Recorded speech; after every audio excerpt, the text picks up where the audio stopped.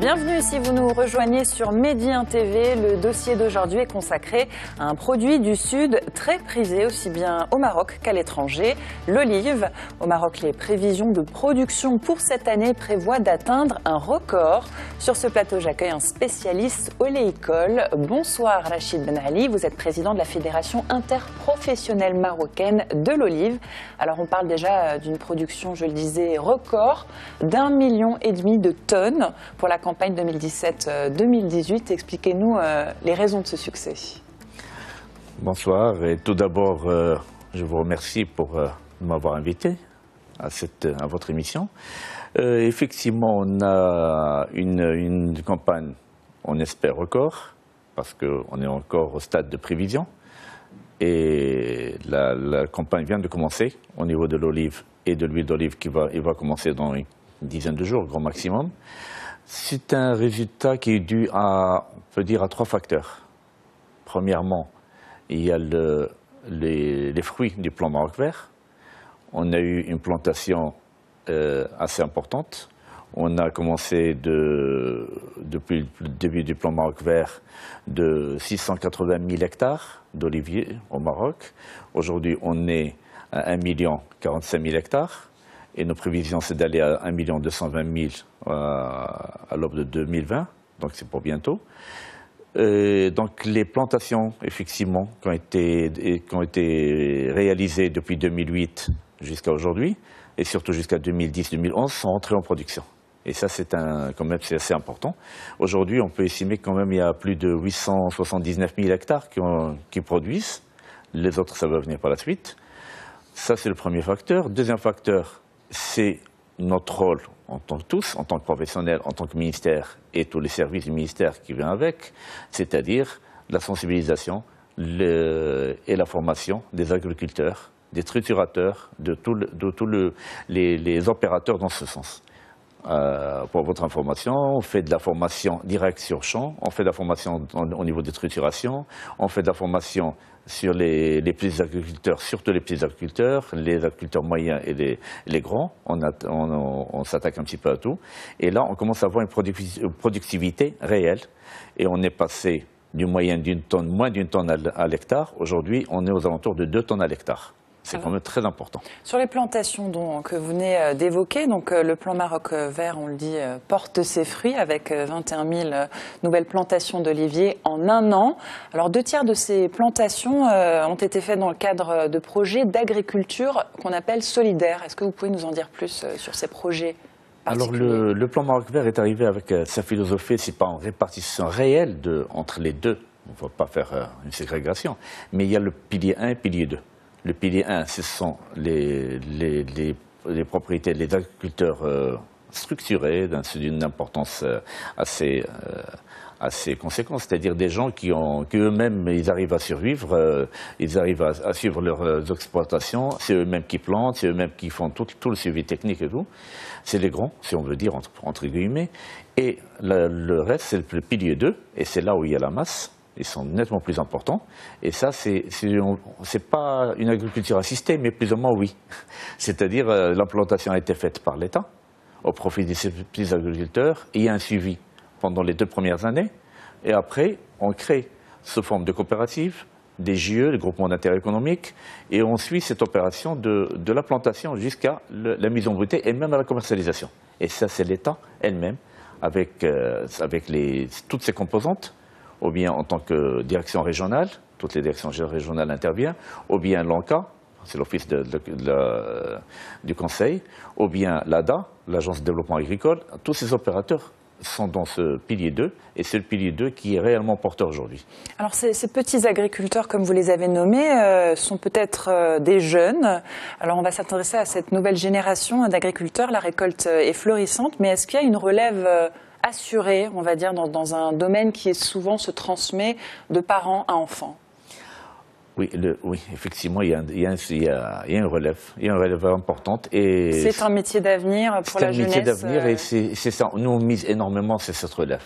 C'est une relève où on n'a plus la tradition, toute la culture traditionnelle, parce que produire de l'huile d'olive ou produire l'olive de table, c'est quand même une technique. une technique assez complexe, on veut dire, pour avoir une bonne qualité. Et là, on mise énormément sur cette nouvelle génération, c'est des jeunes qui arrivent, et des jeunes, le message passe nettement mieux. Ils sont pratiquement en totalité, ayant fait au moins des études au niveau secondaire. Donc le message passe mieux. Et on sent quand même il y a cette montée en puissance de la qualité, de savoir-faire et de ce professionnalisme. Et ça, c'est important. On voit une relève quand même qui est assurée.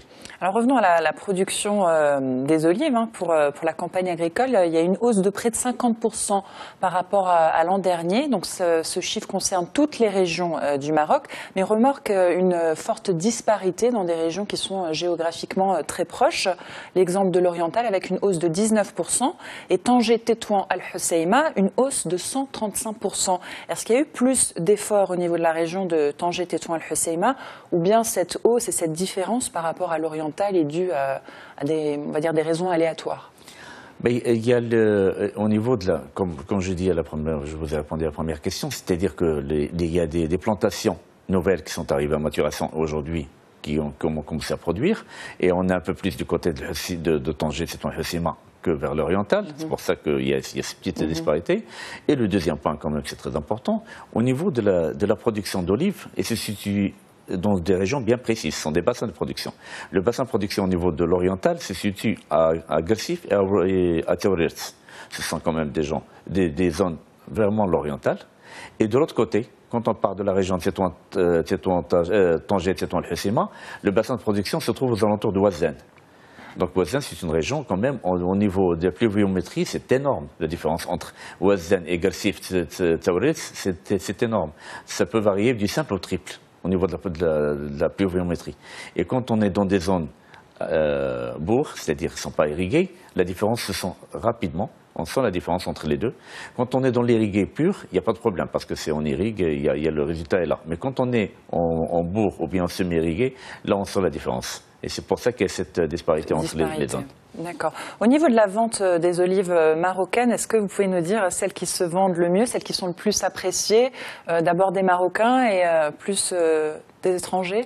Alors au niveau de l'olive elle-même, parce qu'il faut savoir que 1 500 000 tonnes, ça va plus ou moins la moitié vers la trituration pour fabriquer de l'huile et l'autre moitié va vers l'olive de table. L'olive de bouche qu'on appelle, c'est-à-dire l'olive qui sera transformée sous forme de restaurant en olive. Le consommateur marocain aime bien les variétés marocaines. Ils ont ce goût quand même assez aimé que ce soit au niveau huile ou bien en olive. En olive de table, le problème ne se pose pas. Toute la production que nous avons au Maroc, c'est issu de la picholine marocaine, qui est une variété marocaine, avec d'autres variantes, mais ça reste la même. Au niveau de l'huile d'olive, là, il y a des différences que le consommateur marocain préfère énormément la variété marocaine.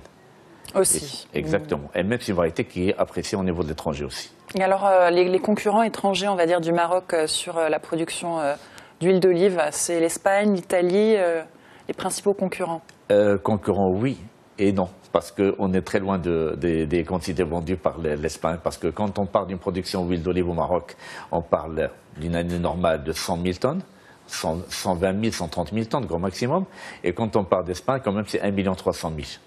Ils sont nettement plus importants par rapport à nous. Ils nous dépassent de 10 fois. Mais on monte en flèche aussi. On est en train de monter parce que la preuve, cette année, on va dépasser peut-être on arrivera aux alentours de 200 000 tonnes. C'est déjà énorme. Et nos prévisions, d'ici l'an 2020, on arrivera à 300 000 tonnes d'huile.